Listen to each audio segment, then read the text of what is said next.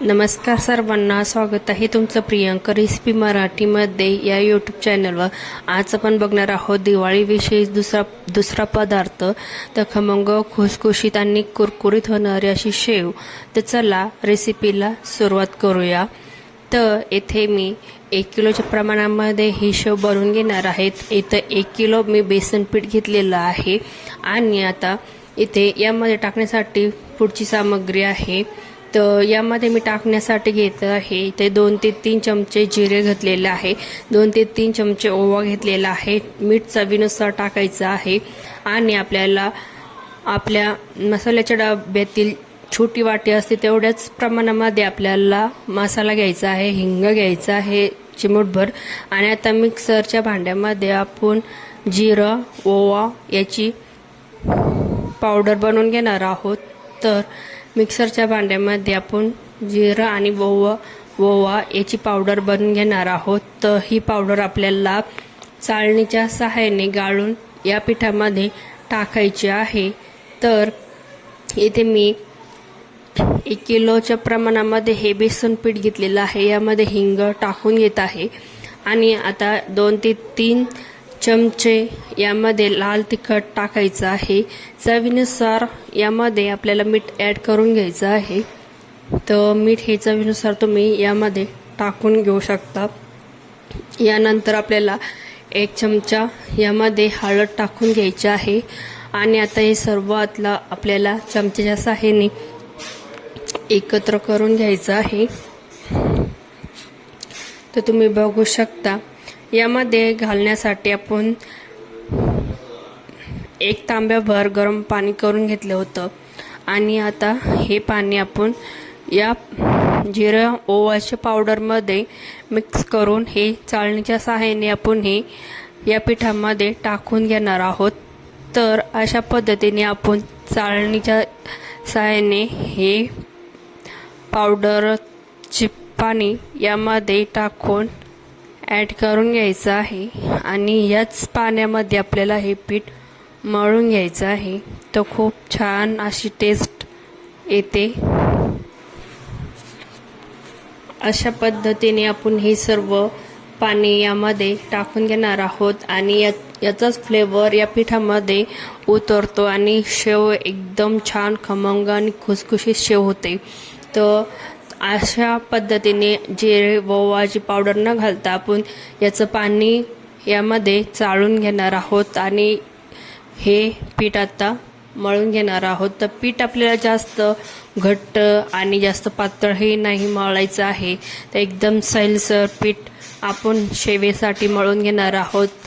जास्त पीठ घट्ट मळायचं नाही, एकदम मीडियम साईजमध्येच आपल्याला हे पीठ मळून घ्यायचं आहे, जेणेकरून सोऱ्यामधून हे पीठ पटकन याची शेव पडली पाहिजे। तर अशा पद्धतीने तुम्ही पीठ चांगलं असं व्यवस्थित मळून घ्या आणि हे पीठ आपण मळून झाल्यानंतर 10 ते 20 मिनिटं आपण हे भिजण्यासाठी हे पीठ ठेवून देणार आहोत।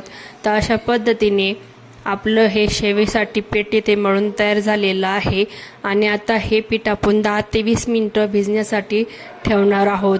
तर आता अशा पितळाच्या अशा पद्धतीने आपले हे पीठ छान पद्धतीने मोरून इथे तयार झालेलं आहे। तर आपल्याला शेव बनवण्यासाठी पितळाचा सोऱ्या घ्यायचा आहे आणि आता तुम्ही बघू शकता एकदम छान पातळ असं हे आपलं पीठ भिजून तयार झालेलं आहे। तर अशा पद्धतीने पितळाचा सोऱ्या घ्यायचा आहे। यामध्ये तुम्ही चाळण कोणतेही लावू शकता, जाड किंवा मोठी छोटी, जशी तुम्हाला शेवयाचा शेप द्यायचा असेल तर अशा पद्धतीने तुम्ही या सोऱ्याला चाळण लावू शकता। ते मी छोटी चाळण इथे लावलेली आहे। तर कढईमध्ये तेल गरम करण्यासाठी मी गॅसवर ठेवलेलं आहे। तर आपल्याला अर्धा किलोच्या प्रमाणामध्ये तेल गरम करण्यासाठी ठेवायचं आहे कढईमध्ये।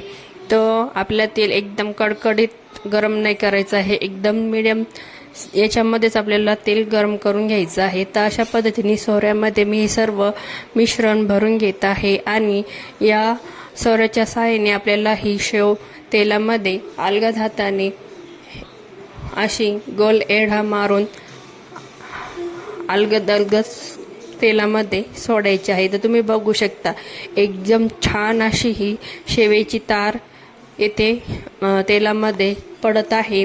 एकदम कुठेही सोऱ्या अटकत नाही आणि एकदम छान अशी जाळी शेवेला आलेली आहे. तर शेव हे तळताना आपल्याला घाई करायची नाही आहे, पलटायची. तर 2 ते 3 मिनिटे आपल्याला हे मिडियम आचेवर शेव येथे करून घ्यायची आहे, जेणेकरून छान कुरकुरीत अशी शेव होईल. ते तुम्ही बघू शकता एकदम जाळीदार आपली शेव इथे तयार झालेली आहे. आणि आता ही शेव आपल्याला 2 ते 3 मिनिटं तेलामध्ये तळून घ्यायची आहे. नाशी अलगद हाताने झाऱ्याने काढून एका पेपरवर टाकून घ्यायची आहे. तर तुम्ही बघू शकता इथे मी सर्व मिश्रण भरून अशा पद्धतीने सर्व शेव करून घेणार आहे. तर तुम्ही सुद्धा अशाच पद्धतीने शेव बनवून बघा. खूप छान आणि खूप टेस्टी शेव होते. तर तेलामध्ये आपण सोऱ्याच्या साहाय्याने ही शेव छान अशी कुरकुरीत आपण तेलामध्ये फ्राय करून घेणार आहोत. तर 2 ते 3 मिनिटं आपल्याला छान पद्धतीने शेव अशी तळून घ्यायची आहे. तर सर्व शेव मी इथे तळून घेत आहेत.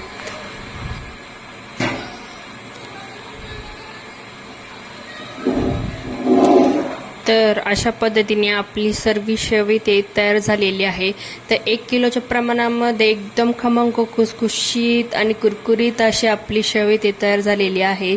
तर तुम्हाला ही शेवाची रेसिपी कशी वाटली हे नक्की मला कमेंटमध्ये सांगा. चॅनलवर जर नवीन असाल तर चॅनलला प्लीज लाईक करा, शेअर करा, सबस्क्राईब करा. आणि या दिवाळीमध्ये अशी खमंग खुसखुशीत शेव ही जरूर करून बघा. तर अशा पद्धतीने आपली 1 किलोच्या प्रमाणामध्ये खूप छान जाळीदार अशी शेव इथे तयार झालेली आहे. एकदम कुरकुरीत आणि खूप टेस्टी, खायलाही अप्रतिम अशी शेव झालेली आहे. तर नक्की ही शेवाची रेसिपी नक्की ट्राय करा. कशी झाली मला नक्की रेसिपी आवडल्यास रेसिपीला लाईक, शेअर, सबस्क्राईब जरूर करा. आणि कशी झाली रेसिपी नक्की मला कमेंटमध्ये सांगा. तर भेटूया आपण पुढच्या रेसिपीमध्ये. धन्यवाद. चॅनलला नक्की लाईक, शेअर, सबस्क्राईब करा.